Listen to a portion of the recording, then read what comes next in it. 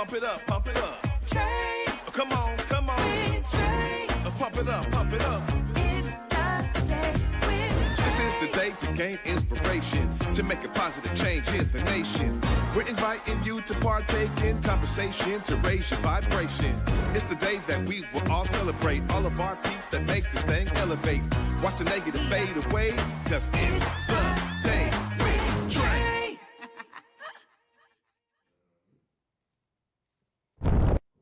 Hey everybody, and happy Wednesday, and welcome to The Day with Trae. I'm Deaunte Damper. I'm going to be stepping in for my girl this week.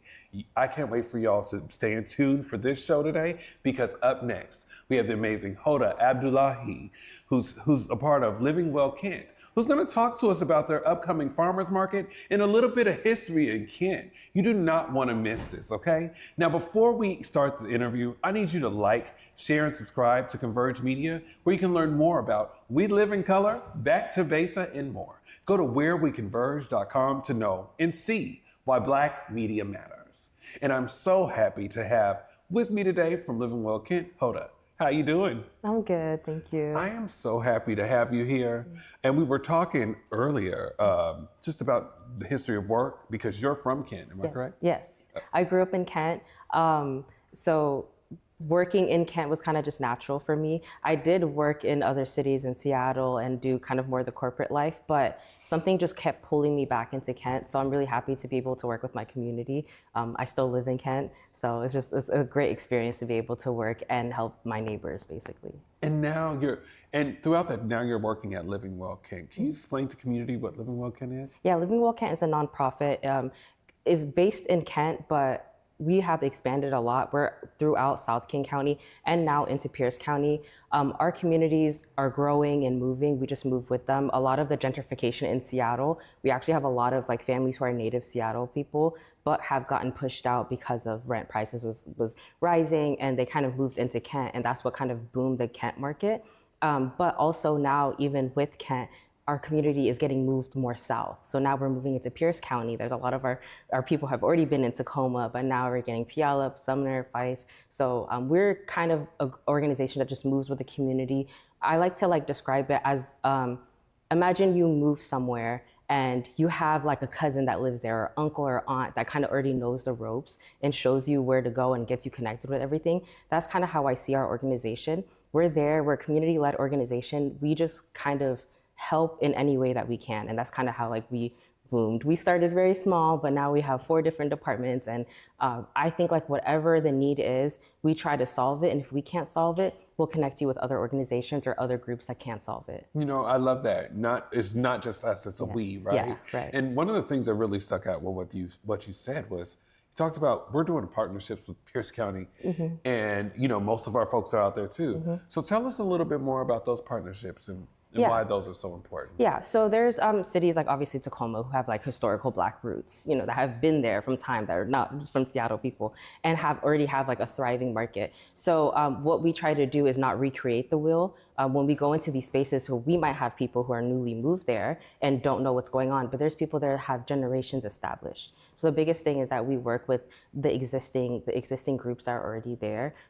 It's hard. There's obviously government things that we have to get into Pierce County, and the tricky part of it. But the easy part has always been working with the community groups, people who live in Tacoma and other areas surrounding. Because even Tacoma, people are getting pushed out. Yeah. So they're going even more south to Lakewood, and so we're just following the people, trying to not recreate the wheel. I always say that our name is Living Well Kent, but our full name is Living Well Kent Collaborative, because it started with a group of people coming together. So we hold that true, because even as we move into Pierce County, the people there know what's best. Yeah. So absolutely. And then you said that there were 4 different departments. What are those departments? Yeah. So we have our early learning department, we have our youth department, health and wellness, and food access. So we kind of all birthed them through community conversations. So the very first project we ever did was a community needs assessment, and we did that in Kent, specifically in a little bubble, and we did it in Kent East Hill,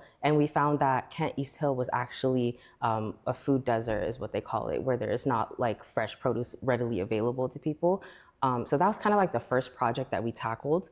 And that's when we had like our first mini market, which is the Kent East Hill Farmers Market. And that was the first market in the area that accepted EBT, Fresh Bucks, and WIC. So that people were able to come and use whatever benefits that they had and were able to double it and give it back to the community. So we kind of started with that. And through community conversations at the time, there was a lot of moms who had like, specifically like Black youth who the parents, like they didn't want them getting into like things that happen, especially when you have parents that are working really hard and may not be home all the time. The kids a little bit have more free reign, and they were just worried that their kids might get into certain things that they didn't want to. So we developed like our youth department with that, where we gave kids like, hey, instead of like, just kicking and doing nothing with your kids, how about you hang out here, and like slowly like, introducing programming to them, but still giving a fun environment. And through that, we realized that like with youth, like early learning, like 0 to 5 is really important for development. So we kind of like developed that. And then we just had a lot of miscellaneous like health and wellness, especially with COVID, kind of like boomed our health and wellness department. And we realized that sometimes as we do systems change, like there's like upstream work where you're trying to fix the issue before it becomes an issue. There's still people who need immediate help. Yeah. So we make sure that we implement like direct services when people come to us. Yes, we're working on the back end and policy change so that no one in the future is in these positions, but there's people in these positions right now. So it's important to tackle that while it's happening and help the people throughout the system. So that's where the health and wellness comes. I love it. I love the fact of like, hey, before we even apply for anything, let's talk to community and figure out what the need is, Right. so we can get to that point. Right. Some folks are just like, no, this is our lane, this is where it's at. No, community needed to tell us, and I love. Kent has changed so much over the years. As someone who's grown up there, I'm quite sure you know. Yeah. And just to be able to come back to your community and ask them what they need and to be able to give back. As a person that grew up in Kent, how does that feel? I mean, it feels great. When I first moved to Kent as a small child, I remember the road was like a dirt road and it was like on a farm. You had to literally pull over so the other person could go through. It was a one-way. And now it's like so developed and it happens so fast. And with fast development comes people falling through the cracks, So I'm happy to see that not only Living Well Kent, but other organizations that are in South King County and Pierce County in the areas are trying to help the people who are falling through the cracks in that way. I love that. And then now we got this farmer's market. Yes, we do have the Tell farmers me market. more about how this farmer's market came to be. Yes. And what we're looking forward to. Yes. So as I mentioned before, we had the Kent East Hill Farmers Market, and we specifically did that for people of lower income who can get access to fresh, locally grown foods. So then they can use their benefits, WIC, EBT, and then Fresh Bucks is a program where if you use, say, $10 of your EBT, then they'll give you $10 of Fresh Bucks. So it essentially doubles the amount of food that you can get. So we did that because in Kent, there wasn't a market for that. But through the years of just different partnerships, we partnered with Lions, with like the Kent Lions, who was operating the farmers market. So last year, we kind of like combined our markets. And then now, as we were growing, we overtook the entire Kent Farmers Market that has been around for like far longer than us. So we're really excited because our market specifically, our vendors are BIPOC farmers who are in the area who farm actually in Kent, in Auburn, in Sumner, and they can grow their produce and they can sell it at our market. So it kind of ties our other program where we do land access, because as talking with the community, as we said before, there was a lot of people who had farming skills and agriculture skills, but not land access. So we use our resources to go find the land. And once we are able to find the land, we can have them grow there. And we provide them with compost, with watering.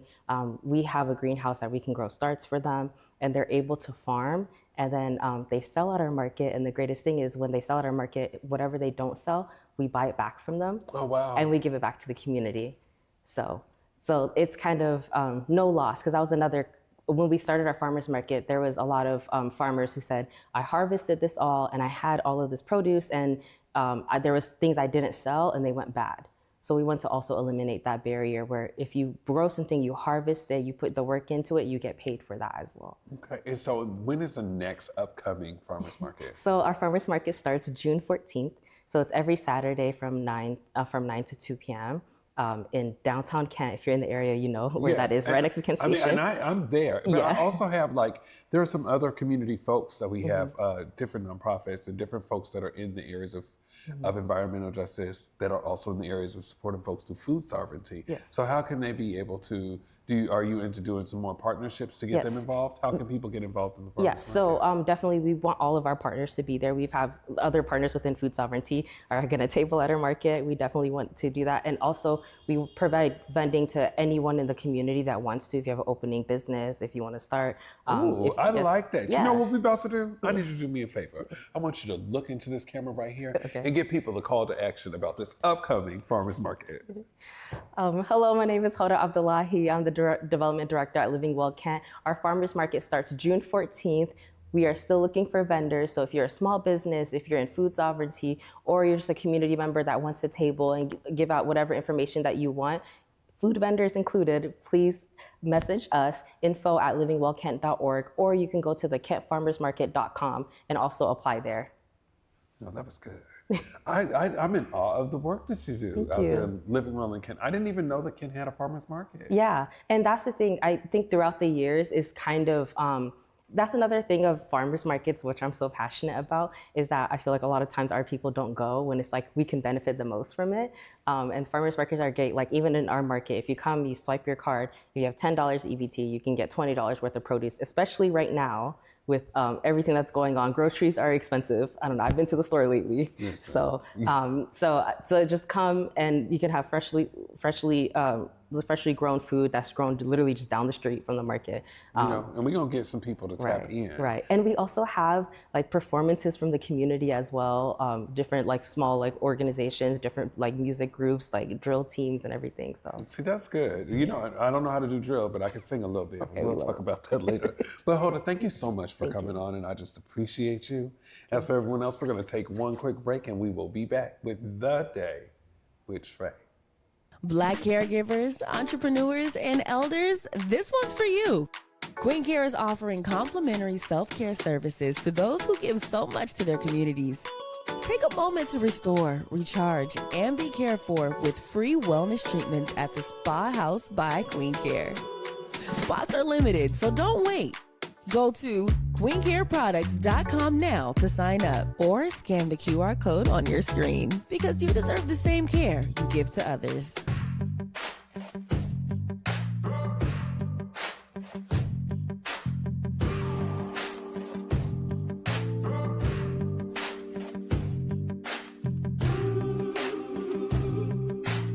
Working with Dentalman has been totally different than working with a traditional bank. They're real, and they meet you right where you stand. I was recently funded, and that money has just changed the trajectory of what we're able to do and our output. This has been just more than just funding or a one-on-one connect. It's been an opportunity for us to really grow and connect and build roots within the community. As a small business owner, you need to put your faith into the right people, and they seem like good people to put their faith into. In Seattle, it's more than just coffee. It's community. At the station, we brew more than just your favorite cup. We brew connection. From Beacon Hill to Columbia City, we're a space for artists, activists, and everyone in between. A place to gather, create, and simply be. Whether you need a quiet place to work, a lively spot to meet friends, or just a moment to unwind, find your place at the station. More than coffee, it's home. Visit us in Beacon Hill or Columbia City.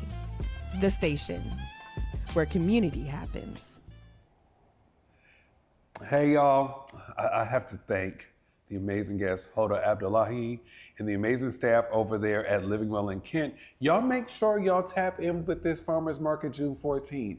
I didn't even know that there was a farmers market. And thanks to leaders and development directors like Hoda, now we know. And for our community folks out there in South King County, we have an opportunity to make sure that we are eliminating barriers to this food sovereignty.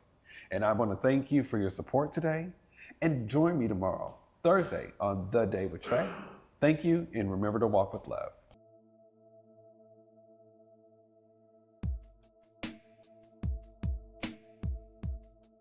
Converge Media produces culturally relevant content for Black and urban audiences. Our coverage is raw, transparent, and objective, praised by community leaders, government officials, and residents. Support Converge Media today via Venmo, Cash App, or PayPal at Converge Media.